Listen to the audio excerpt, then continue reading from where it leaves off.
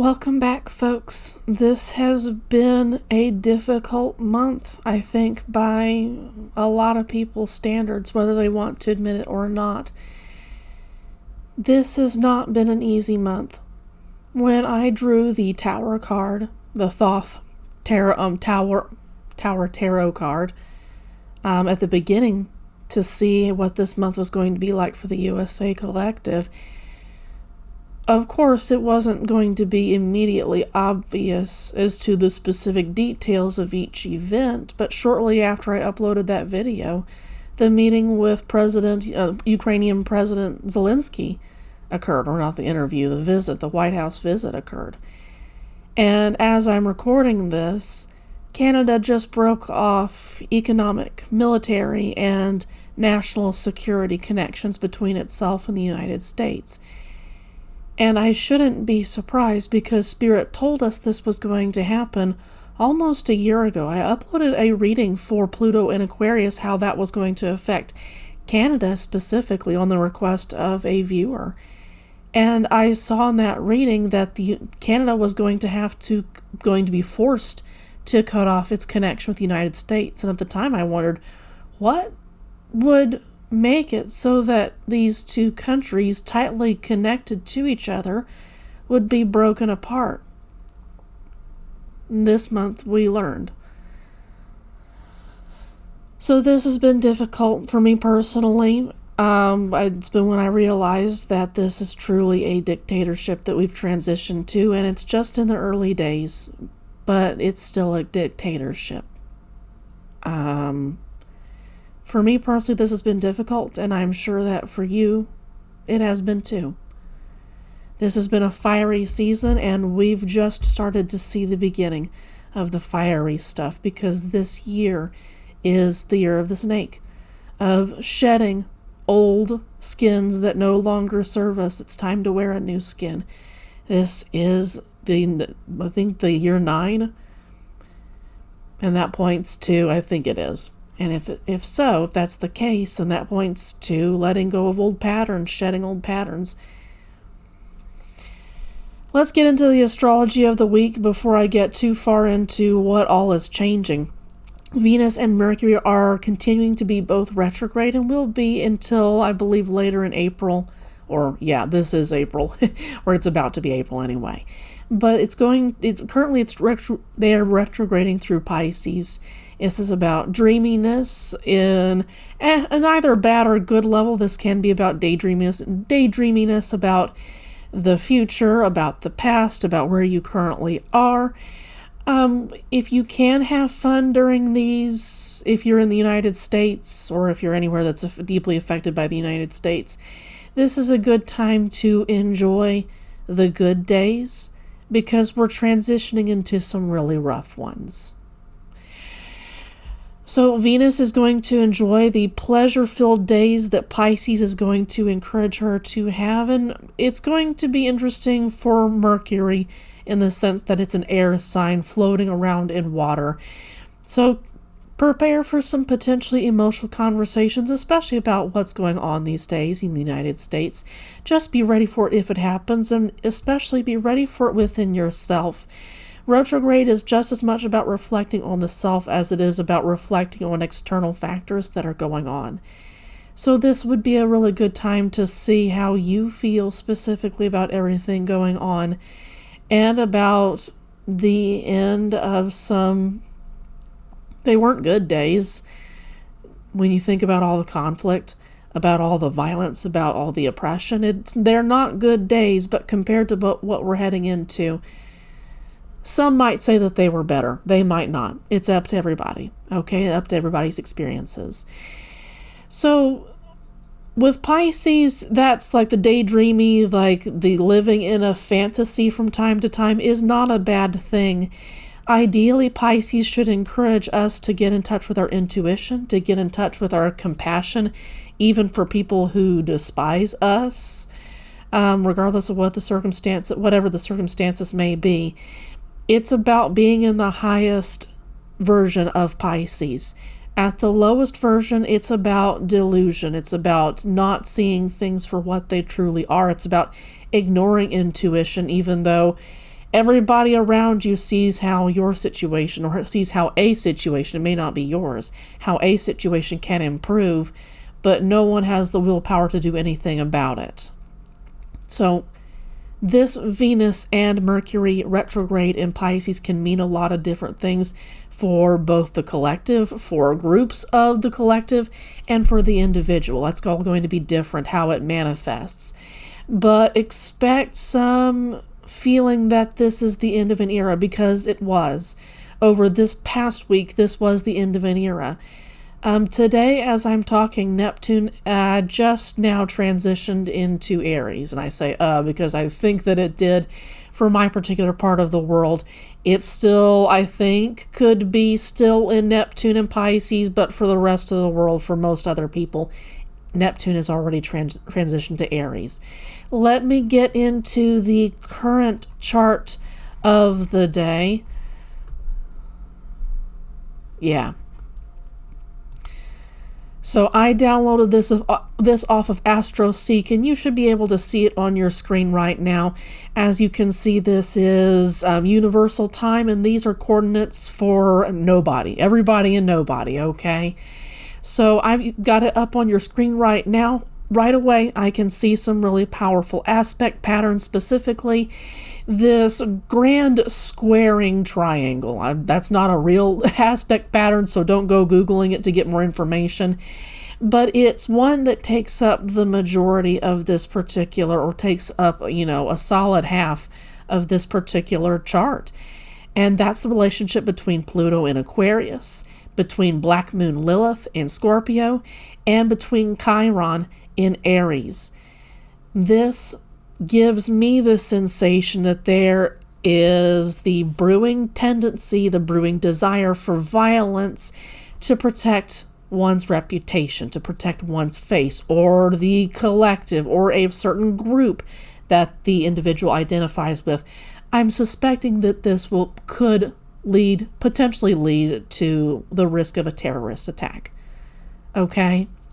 Pluto in Aquarius. Aquarius is all about rebellion.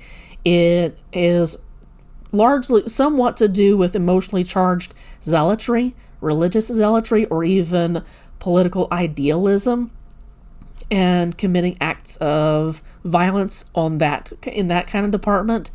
But also with Black Moon Lilith in Scorpio, that's about vengeance. And especially with all this squaring energy, that is about vengeance. And I'm going to hit people where it hurts the most. This is potentially a scary energy because Scorpions move slowly, can be absolutely still until the right moment to charge. So this is someone who isn't just feeling an act of violence in the moment. This is someone who's willing to plan, which is kind of what gave me this whole idea of the groundwork being laid for the possibility of a terrorist attack, okay? I really want to be careful with my words here and use words like perhaps, maybe, possibility, risk of, that kind of thing, because, of course, I don't want any of this to happen.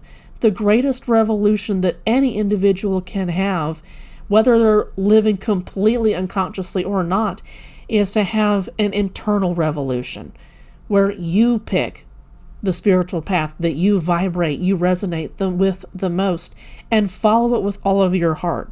I know it sounds cheesy, but that's the best kind of revolution that you can have, a spiritual one. So not only does that Black Moon Lilith lead to this energy of someone planning and having a lot of emotional cold build up towards something, and also we associate Scorpio with the Death card in tarot. It's the end of an era. It's associated, works well with Pluto in this particular case, in the sense that it creates the potential for a great loss of life, or at least a degree of intensity when it comes to loss of life, okay? This is someone who is very cold, or this encourages cold behavior, even in people who may not necessarily act in that particular way. And once again, I want to put up huge double quotation marks around this because it's possibility, it's risk. I'm not saying that this will actually happen. but consider this to be a great possibility based on what the chart looks like right now. So that Black Moon Lilith in Scorpio is opposing that Chiron in Aries, and this is the wound. Specifically in reputation. In the face, Aries is traditionally associated with the sign of the first house in whole sign astrology. So this is about how we appear to people. When it's about first impressions. It's about first impressions with the collective.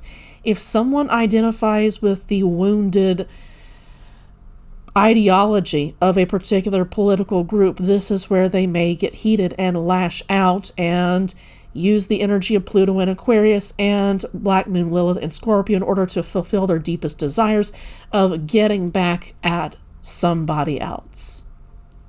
Just be aware, okay? Let's all send love and light and pray that this doesn't happen. Let's pray for peace on earth, okay? So that's already quite a bit of energy right there, a lot of potentially negative energy. What's possibly both good and bad, depending on how it's used, how it manifests in the individual, in the collective, that kind of thing, is we have another trining, or I should say sextiling, I believe, a sextiling relationship between Uranus and Taurus, Mars in Cancer, and it looks like a whole cluster of planets specifically, or some planets, some mathematical points, okay? Saturn in Pisces has a good relationship with this Uranus and Taurus. So does the North Node, and so does Venus and Mercury, both are all in Pisces, okay? So this is a good feeling when it comes to what we want to do in the future, how we maybe suddenly want to, well, with that, what I'm saying with Uranus and Taurus, that's where I'm kind of getting this idea of suddenly releasing starting a business, even though you've been planning for quite some time. That Saturn in Pisces energy gives me the sense that someone has been thinking about this for quite some time. They've had some emotional connection to this, but they've also had to deal with constrictions when it comes to actually manifesting this particular thing that they're so proud of and they're ready to put out there. Possibly a business plan, possibly starting a new family, moving to a new place. It all depends. Well, the Mars in Cancer has heavily to do with family. So for some people, this is them moving to a place where they're going to be able to settle down with their family much more easily than they would in a place that is going to be hurt badly by the United States in some way, whether they're living inside of it or living outside of it. Excuse me, okay? Sorry, I'm stumbling over my words. Where that's the ideal part of this particular sextiling, trining relationship, okay? And I'll put up on the screen what exactly it is, okay? That's the positive part. The negative aspect of this particular thing is that it gives assistance to this particular individual or individuals who are planning an attack to create revenge on the people who they perceive as having hurt them, okay?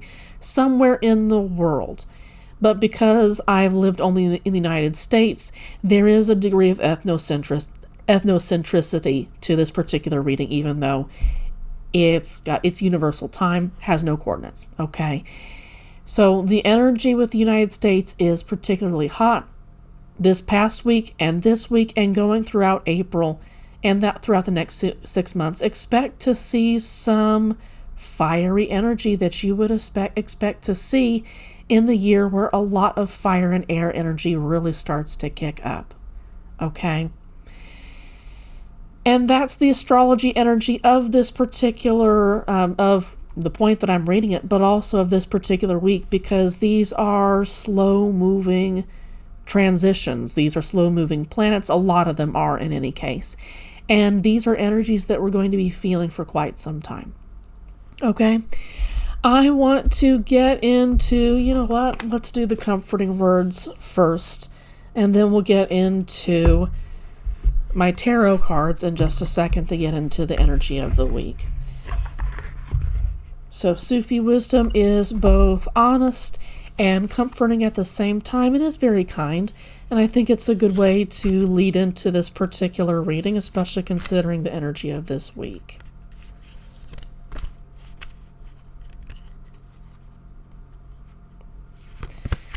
This card is coming from the bottom of the deck. It says, face your fears. Farewell to fear phantoms. Our minds are our worst enemies. When our minds run away with our fears, when we become paranoid, that's when we do a lot of damage to our particular day. And I understand that that's going to be hard, or possibly our week. It does throw us off our spiritual path, and I'll speak for myself. It's the same way. Whenever I go through a gauntlet of fear of what the future could bring, what the future could feel like, it throws me off my spiritual path, and I can get back on it. But it's also about learning about how not to get into that tunnel, that corridor of fear. Some of this may not actually exist. Some of those fear phantoms may not actually exist. But I understand for people who are currently living through the birth of a new dictatorship and who are having to feel the brunt of that dictatorship now, as opposed to other parts of the population, minority groups, people, those kinds of people, right? Those fears are very real. And sometimes they're worse than they imagined. Energy of love is the next card that I pulled from the bottom. Behold the world through the eyes of love. That's hard. That's really, really difficult. That takes emotional, spiritual, mental maturity. That takes a willingness to detach from what you're currently going through and to look at it from another angle. It is hanged man energy. And that's hard for anybody to go through. It is worth it. Through the eyes of love, in spite of what some of the worst people in the United States are currently putting us through, what they will continue to put us through. This isn't about sending them love, per se, but it is about you looking at their situation with a certain degree of detachment and even compassion. And that's not something that even I'm completely willing or able to do all the time. I can have brief moments where I can try that. But this is hard for anybody to do. Face your fears. Face your fears of the situation, of what may or may not come to pass, and look at the world with the energy of love. That takes a lot of life experience. That takes choosing to continue to be your best, the best version of yourself, even as you have had a lot of rough life experience, okay? Beyond the ego. This is going to take ego deletion. Surrender to the flow of life. Let go of the ego. The ego is what kicks up fears, kicks up paranoia, and it's what prevents us from looking at the world through the eyes of love. Get beyond the ego. I'm speaking to myself as much as I'm bringing this message to you. This is hard. We're about to go through some hard stuff, but taking things moment by moment is going to be helpful. What I'm trying to do is I'm trying to meditate throughout my day, which means when I'm doing the most mundane tasks, such as washing dishes or doing my laundry, I put my mind completely on the task. That means that I don't have any earworms playing in my ear, that I'm not watching a movie in my head or anything like that, that I'm not projecting conversations onto people that I've never met, that I will never meet, that I haven't seen in forever, dude. It doesn't matter what. It means absolutely focusing on the task at hand, no matter how mundane it is. And that is its own form of meditation. It doesn't have to be the traditional kind of meditation where you focus on your breathing or on a meditative sound for 15 to 20 minutes or less, right? It doesn't have to be that, though it does include that. A lifestyle of meditation I've been learning from Osho, specifically the Osho Zen Tarot, which I'm going to use in just a second, is about making meditation an everyday task kind of practice. And it is a practice for me personally to pull my attention back onto the moment, exactly what I'm doing, and to only listen to the sounds of the moment. That's not easy, but I've noticed being able to feel my emotions and detach at the same time. It really sunk in for me that I'm living in an American dictatorship when Canada broke ties. I had my emotional moment, and then I focused on detaching, but also noticing where I was emotionally at the same time. That's a balance that takes practice, okay? Let's actually get into the Osho Zen Tarot. I'm going to be doing a 3x3 spread. There are no reversals with this particular deck. Let's make sure we get all of them out. This is a wonderful deck that really, really encourages a meditative path, especially when life gets crazy and the tower comes falling down and many lightning strikes are hitting the tower, and we can see the storm gathering and we can see the tower start to fall. This is the perfect deck to talk us through something like this, okay? I shuffle until Spirit asks me to stop.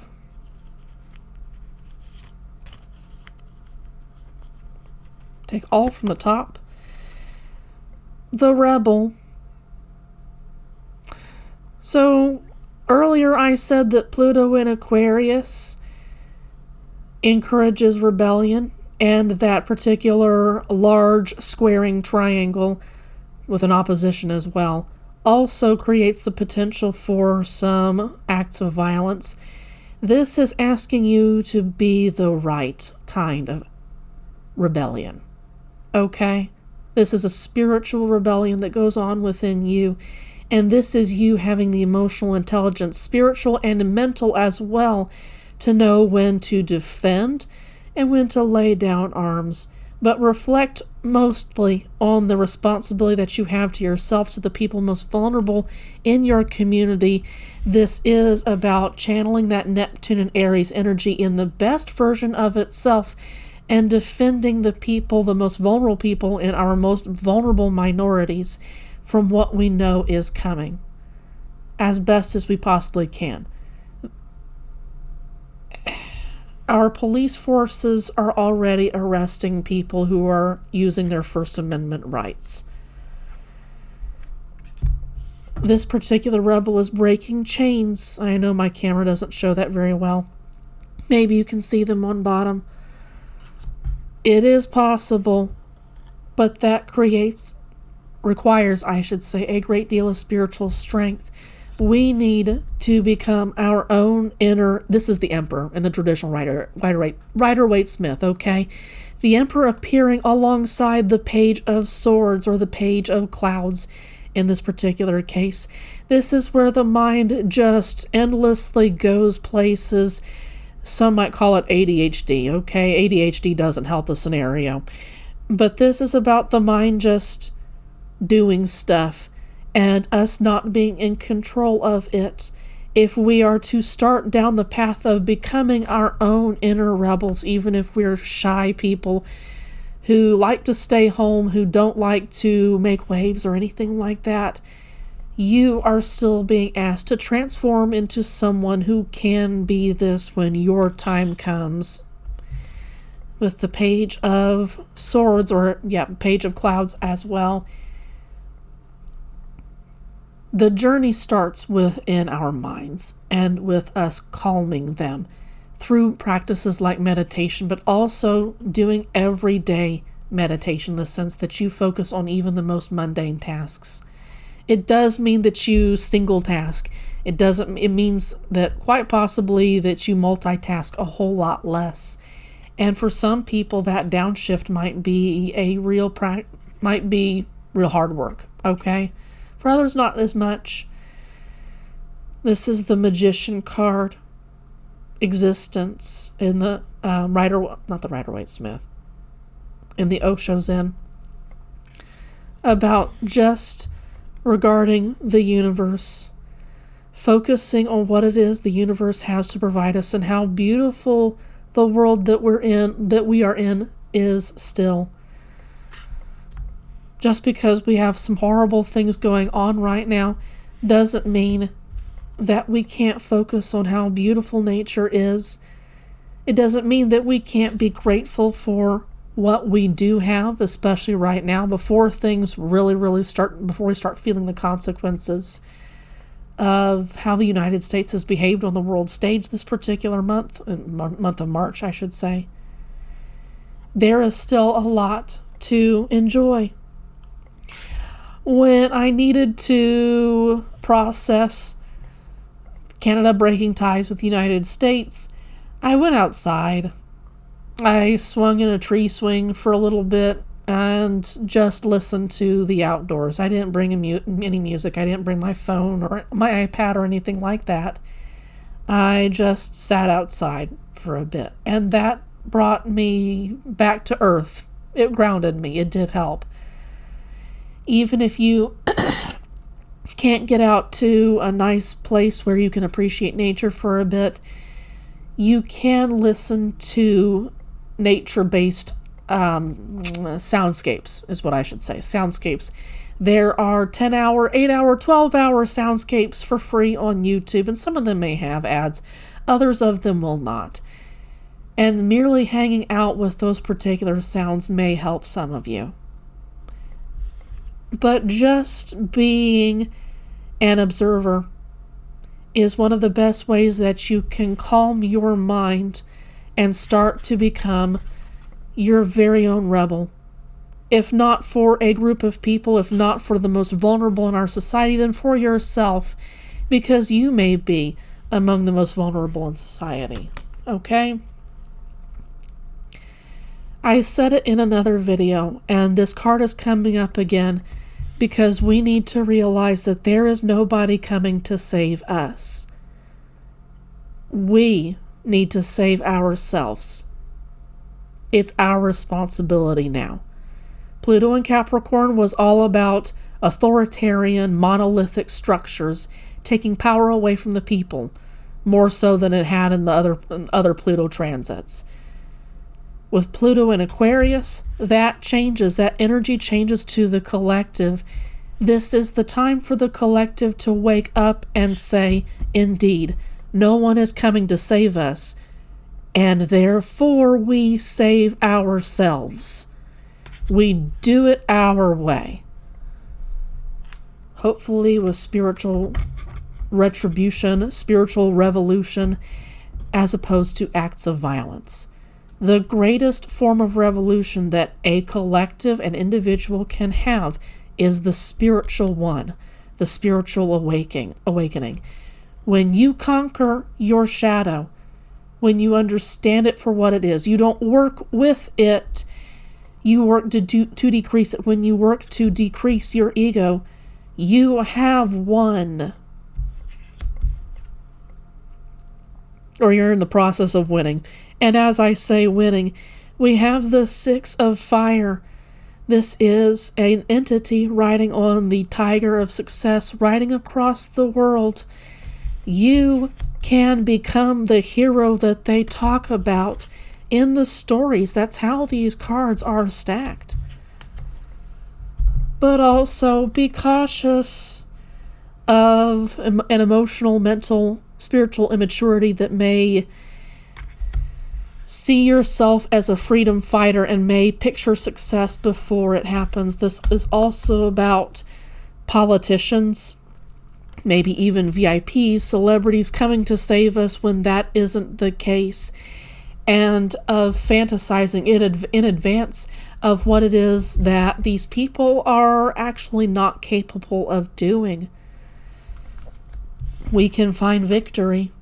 Small victories, when we conquer our minds, when we bring our mind back from whatever it shouldn't be on right then, and we're doing laundry and we've got a movie playing in our mind, for instance. We have a small victory every time we bring our mind back to even the mundane task of folding laundry, for instance. There are small victories to be had, but there's the greater victory of saying, you know what? We save ourselves.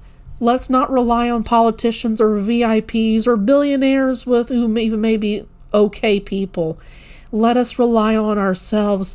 We will create victory. Now, the danger here runs in this idea of this will be a quick and easy victory. And be aware that Neptune in Aries encourages that particular delusion.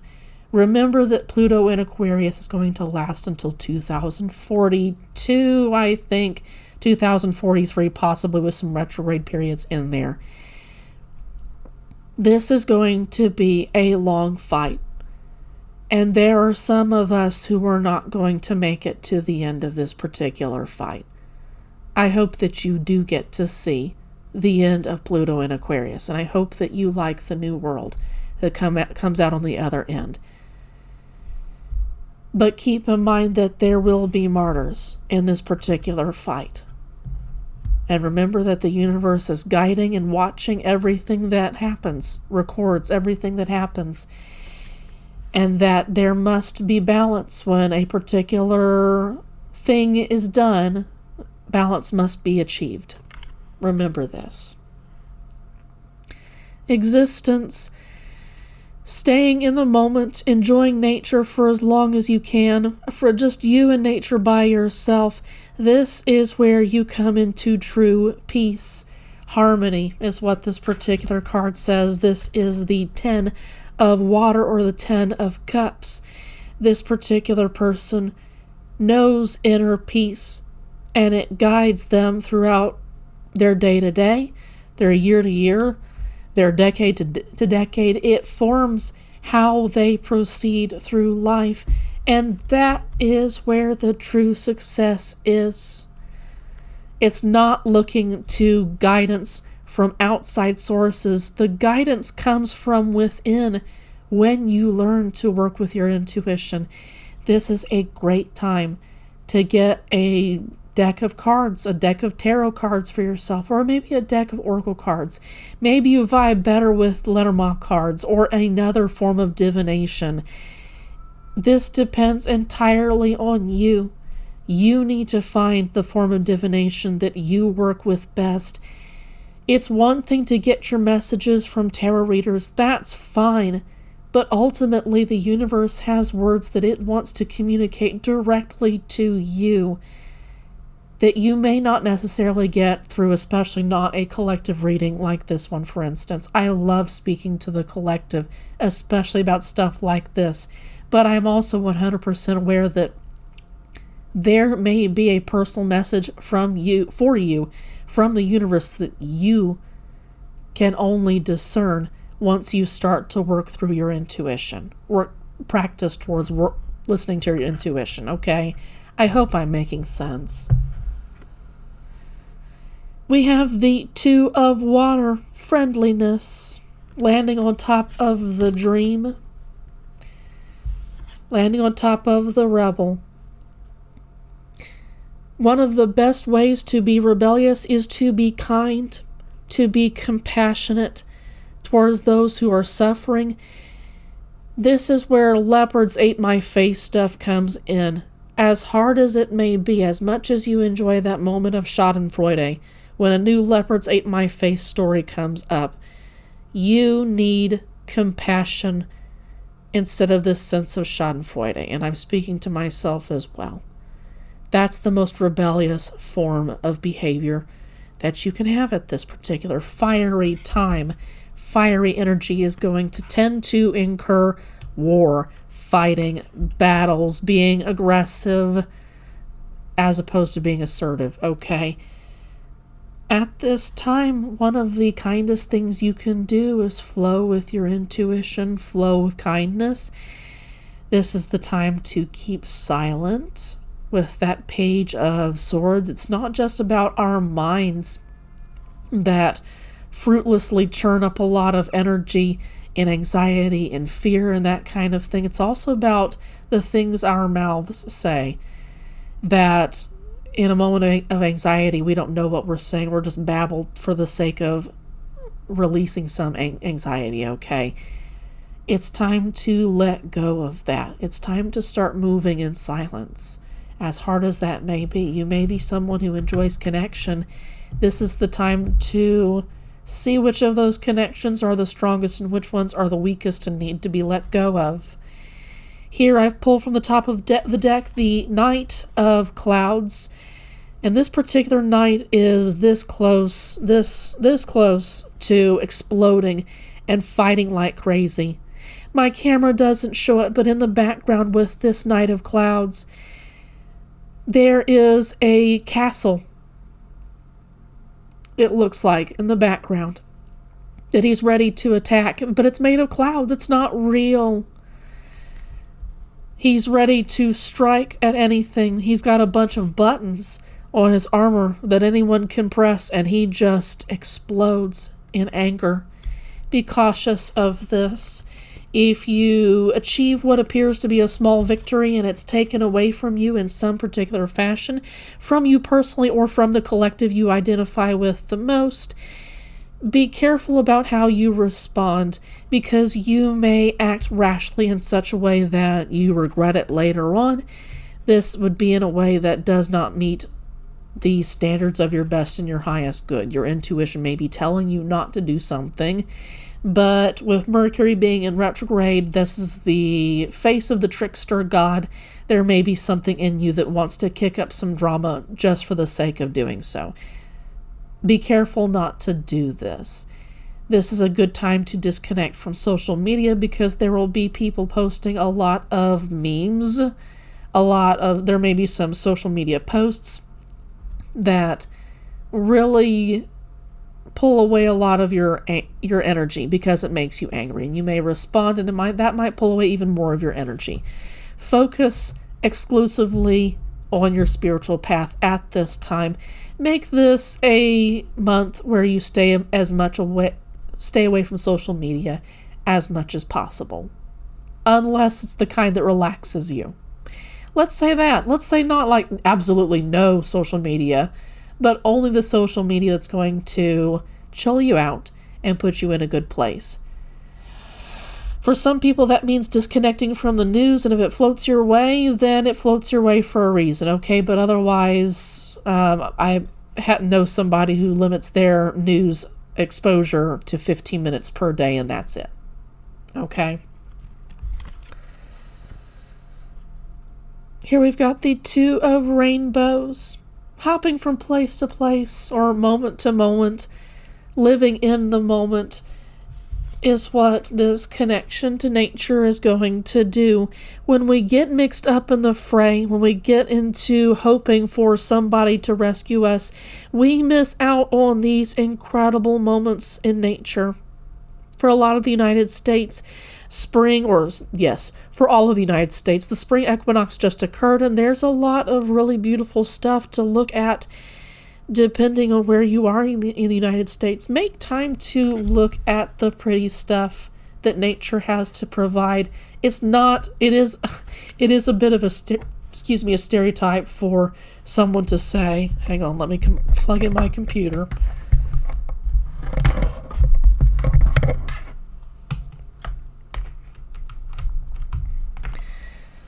It is a bit of a stereotype for, let's say, a Druid Wiccan to say, yes, go hug a tree or something like that. But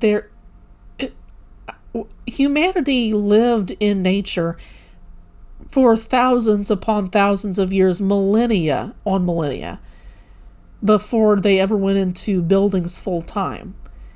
There's something about coming back to our roots, to humanity's roots, that does a great deal of good for us, and that's going to encourage us to live in the moment, but also live lightly, to not get attached to any one particular thing.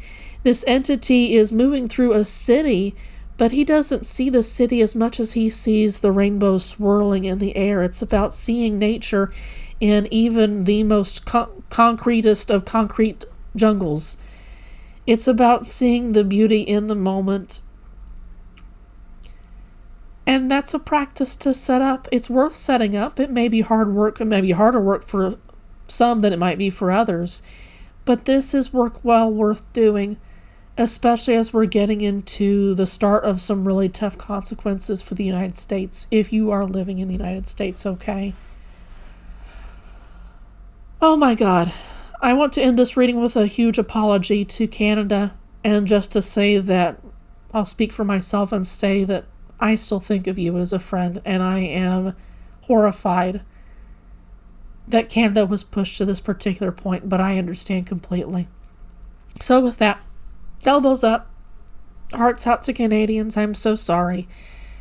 And to people living in the United States, and to other people affected by what's going on inside the United States, I hope that you get to have a great rest of your day. Take care. Please be safe out there.